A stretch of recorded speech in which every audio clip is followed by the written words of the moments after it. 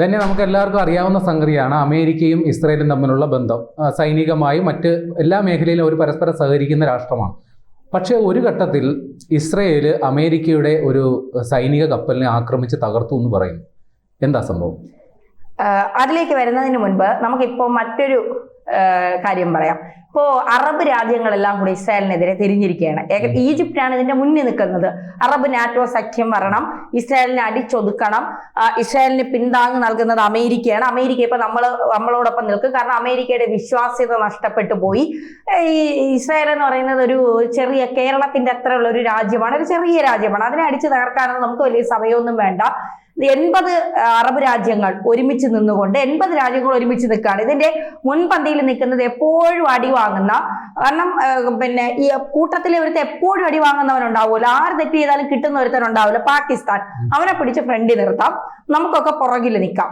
എന്നിട്ട് ഇവ അടി വാങ്ങുന്നത് നമുക്ക് ഇങ്ങനെ കണ്ടുകൊണ്ട് നിൽക്കാം. ഇവ വാങ്ങുമല്ലോ, കാരണം ഈ നാറ്റോ അറബ് നാറ്റോ വരുമ്പോഴത്തേക്ക് സ്വാഭാവികമായി ഇവന്മാര് അറബ് രാജ്യങ്ങളാണ്, ഇവന്മാര് പ്രശ്നങ്ങൾ ഉണ്ടാക്കും, തലപൊക്കും. ഇസ്രായേൽ വെറുതെ ഇരിക്കില്ല, അവര് അയൺ ഡോമും അയൺ ഭീമും ഒക്കെ വെച്ച് ഇങ്ങോട്ടേക്ക് ആക്രമിക്കും. അപ്പൊ കൊള്ളുന്നത് മൊത്തവും പാകിസ്ഥാന് നെഞ്ചത്തായിരിക്കും. ബാക്കിയുള്ളവരൊക്കെ അവിടെ മിണ്ടാതിരിക്കും. ഒന്ന് പട്ടിണി രാജ്യമാണ്, കുറച്ച് പൈസ കൊടുത്തിട്ട് 5-6 തീവ്രവാദികളെയും കൊടുത്താൽ ഇവന്മാരെ സന്തോഷമാവും. അതാണ് ഈ പാകിസ്ഥാന്റെ ഒരു സ്വഭാവം എന്ന് പറയുന്നത്. അപ്പോ ഈ ഇവരിപ്പോ അറബ് രാജ്യങ്ങൾ, ഈജിപ്റ്റാണ് കിടന്ന് ഓടുന്നത്. ഈജിപ്റ്റ് വലിയ സാമ്പത്തികമായിട്ട് വലിയ മുന്നേറ്റമുള്ള ഒരു രാജ്യമൊന്നും അല്ല എന്നാണ് ഞാൻ വിശ്വസിക്കുന്നത്. അപ്പൊ ഈജിപ്റ്റാണ് ഇതിന്റെ മുന്നിൽ നിൽക്കുന്നത്. നമുക്ക് ഇപ്പൊ തന്നെ അറബ് നാറ്റോ സഖ്യം ഉണ്ടാക്കണം, എന്നിട്ട് അമേരിക്കയെ നമ്മുടെ ഒപ്പം, അമേരിക്ക എങ്ങനെ വിശ്വസിക്കാതെ ഒന്നും ഇരിക്കേണ്ട, അമേരിക്ക നമ്മളോടൊപ്പം നിൽക്കണം. അമേരിക്ക അറിയാതെയാണ് ഖത്തറിനെ ഇസ്രായേൽ ആക്രമിച്ചത്, അതുകൊണ്ട് അമേരിക്ക നമ്മളോടൊപ്പം തന്നെ ചേർത്ത് നിർത്തണം. എന്നിട്ട് നമ്മൾ എല്ലാവരും കൂടി ചേർന്ന് അമേരിക്കയും കൂടി നമ്മളെ കൂടെ ഉൾപ്പെടുത്തിക്കൊണ്ട് ഇവരെ അങ്ങ് തീർക്കണം. പിന്നെ ആരെയാ? ഇസ്രായേലിനെ അങ്ങ് തീർക്കണം. അതോടുകൂടി ഇറാൻ പിന്നെ എന്താ പറയുക, ഇറാന്റെ പിന്നെ ആ കാര്യങ്ങളൊക്കെ നടക്കും, പാകിസ്ഥാൻ വിചാരിക്കുന്നതൊക്കെ നടക്കും, അറബ് രാജ്യങ്ങളൊക്കെ വിചാരിക്കുന്നത് നടക്കും, പലസ്തീൻ രാഷ്ട്രം വരും. അപ്പോ ജൂതന്മാരെ തീർക്കുക, അതാണ് ഇപ്പൊ അറബ് നാറ്റോ സഖ്യം. ഇവന്മാരെ മനസ്സിലാക്കാത്ത ഒരു കാര്യം, അമേരിക്കയ്ക്ക് പോലും ഭയമുള്ള ഒരു ഇസ്രായേൽ ഉണ്ട്. ഇന്ന് ഇസ്രായേൽ ഇങ്ങനെ നിൽക്കുന്നത് അവരുടെ നിലനിൽപ്പിന് കൂടി വേണ്ടിയിട്ടാണ്. ഇതിനു മുൻപൊരു ഇസ്രായേൽ ഉണ്ട്. ആ ഇസ്രായേലിനെ കുറിച്ച് അമേരിക്കയോട് ചോദിച്ചാൽ അമേരിക്ക പറഞ്ഞു തരും എന്നുള്ളതാണ് യാഥാർത്ഥ്യം. അതായത് ഇസ്രായേൽ അമേരിക്ക പിന്മാറും, ഇസ്രായേലിന്റെ പുറകിൽ നിന്ന് കുറെ സുഡാപ്പികൾ, കുറെ ആളുകൾ ഇങ്ങനെയാണ് പറയുന്നത്, ഇസ്രായേലിന്റെ പുറകിൽ നിന്ന് അമേരിക്ക ഉണ്ട്, അതുകൊണ്ട് അമേരിക്കയുടെ ആയുധങ്ങൾ ഉള്ളത് കൊണ്ടാണ് ഇസ്രായേൽ വിജയിച്ച് നിൽക്കുന്നതെന്നൊക്കെ ഉള്ളത്.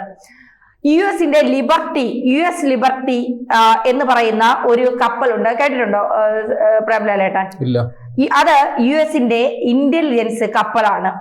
ഒരുപക്ഷെ അതായത് മറ്റുള്ളവരുടെ വിവരങ്ങളെല്ലാം ചോർത്തിയെടുക്കാൻ 1967 പരക്കം പാഞ്ഞു നടന്ന പഴയ സംഭവമാണ്. പരക്കം പാഞ്ഞു നടന്ന ഒരു കപ്പൽ.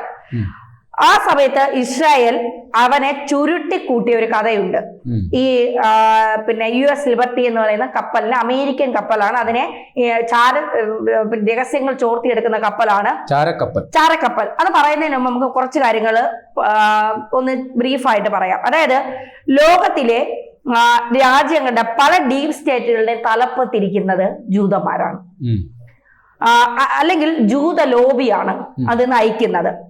രണ്ടാമത്തെ കാര്യം, നമ്മുടെ ഖമനേയി ഇറാന്റെ പിന്നെ ഇസ്രായേലിനെ പേടിച്ച് മറ്റേ വൈദ്യുതി ഇല്ലാത്ത ഷെഡ് കയറിയിരുന്നല്ലോ. പിന്നെ അതായത് ഷെഡ് പോലും ഇവിടെ അങ്ങേർക്ക് പേടിയാ, കാരണം അതിന്റെ അകത്ത് വല്ല ബോംബ് വെച്ചിട്ടുണ്ടോ എന്നുള്ള സമയത്ത്.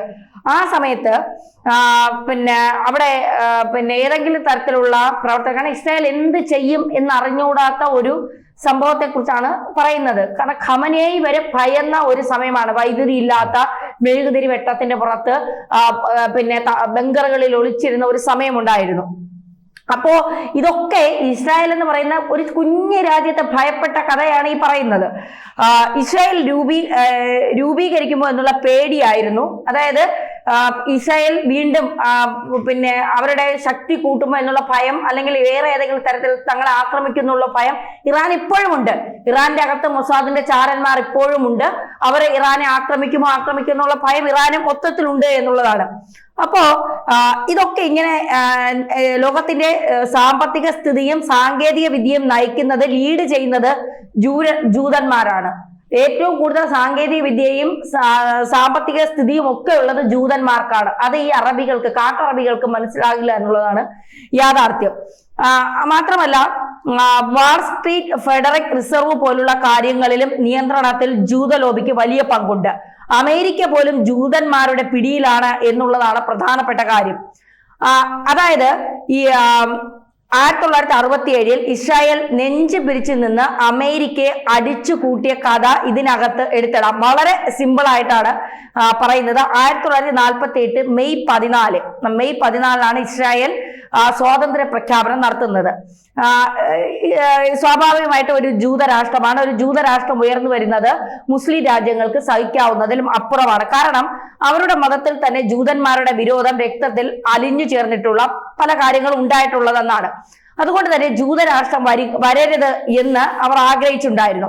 1948 പിറന്ന ഇസ്രായേൽ എന്ന് പറയുന്ന രാഷ്ട്രം 19 വയസ്സുള്ളപ്പോഴാണ് 6 അറബി രാജ്യങ്ങളുമായി കൊടുമ്പിരി കൊണ്ട് യുദ്ധത്തിൽ നിന്നത്.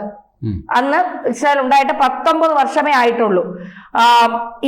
അന്ന് ഇവരെയൊക്കെ അടിച്ചിട്ട് പിന്നെ ഇസ്രായേലിനോട് യുദ്ധം ചെയ്യാനായിട്ട് ഈജിപ്റ്റ് അടക്കം വന്നു. അന്ന് ഇവരെ എല്ലാം അടിച്ചിട്ട്, അന്ന് ഇവരുടെ കയ്യില് പിന്നെ വലിയ ആയുധങ്ങളോ ആയുധക്കൊപ്പുകളോ ഒന്നുമില്ല, പക്ഷെ മനോധൈര്യം ഉണ്ടല്ലോ, അത് വെച്ചാണ് ഇവർ ഉള്ള ആയുധങ്ങളൊക്കെ വെച്ച് ആക്രമിച്ച് ഇവർ വിജയം നേടിയത് എന്നുള്ളതാണ്. 1948 അറബ് ഇസ്രായേൽ യുദ്ധം വരുന്നത്. അങ്ങനെ അറബ് ഇസ്രായേൽ യുദ്ധം വരുമ്പോൾ ഇസ്രായേലിന് എടുത്തു പറയാനായിട്ട് ഒന്നുമില്ല. ആയുധങ്ങൾ നന്നേ കുറവുള്ള ഒരു രാജ്യമായിരുന്നു ഇസ്രായേൽ. പക്ഷെ സാങ്കേതിക വിദ്യയും സാങ്കേതിക മികവും കൊണ്ട് അറബ് രാഷ്ട്രങ്ങളെയൊക്കെ ചുരുട്ടിക്കൂട്ടി ഇസ്രായേൽ എന്നുള്ളതാണ് യാഥാർത്ഥ്യം. 1947 ചെക്കോസ്ലോവാക്യയിൽ നിന്നാണ് അന്ന് ഇസ്രായേൽ പിന്നെ ആയുധങ്ങളൊക്കെ വാങ്ങിയത്, അമേരിക്കയിൽ നിന്നല്ല. അന്ന് ചെക്കോസ്ലോവാക്യ എന്ന് പറയുന്ന ചെറിയ രാജ്യം, ആ രാജ്യത്ത് നിന്നാണ് അവർ ചില്ലറ ആയുധങ്ങളൊക്കെ വാങ്ങി. അത് വച്ചിട്ടാണ് അവരുടെ പിന്നെ ഈ യുദ്ധം അവര് ജയിച്ചത് എന്നുള്ളതാണ്. അന്ന് അമേരിക്ക അല്ല ഇവരെ സഹായിച്ചത്. അപ്പൊ അമേരിക്ക ഇല്ലെങ്കിലും ഇസ്രായേല് അവിടെ തന്നെ നിൽക്കും. അന്നത്തെ ഇസ്രായേൽ അല്ല ഇന്നത്തെ ഇസ്രായേൽ. ഇന്ന് ഇസ്രായേൽ കുറെ കൂടി വലുതായി എന്നുള്ളതാണ്. ആർക്കും തൊടാൻ കഴിയാത്ത രീതിയിൽ ഇസ്രായേൽ ഒരു പരിധി വരെ വലുതായി എന്നുള്ളതാണ്. അപ്പോ 1950 ഇസ്രായേൽ ആയുധങ്ങളൊക്കെ ക്രമേണ യൂറോപ്യൻ രാജ്യങ്ങളിൽ നിന്ന് വാങ്ങാനായിട്ട് തുടങ്ങി. ഇസ്രായേൽ അങ്ങനെ ക്രമേണ യൂറോപ്യൻ രാജ്യങ്ങളിൽ നിന്ന് ആയുധങ്ങൾ പലതും വാങ്ങിക്കൂട്ടി. 1950 ഇസ്രായേൽ ആയുധം കൊടുത്തിരുന്നത് ഫ്രാൻസ് ആണ്. അന്ന് മിറാഷ് എന്ന് പറയുന്ന യുദ്ധവിമാനമുണ്ട്, ഫ്രഞ്ച് വിമാനം. അതായത് ഇസ്രായേൽ പ്രധാനമായിട്ട് ഉപയോഗിച്ചിരുന്നത് ടാങ്കറുകൾ, തോക്കുകൾ, അങ്ങനെ നിരവധി ആയുധങ്ങൾ ഇസ്രായേൽ മേടിച്ചുകൊണ്ടിരുന്നു. അപ്പോ അമേരിക്ക ആ സമയത്തൊന്നും അമേരിക്ക ഇല്ലാതിരുന്നു എന്നുള്ളതാണ് വാസ്തവം.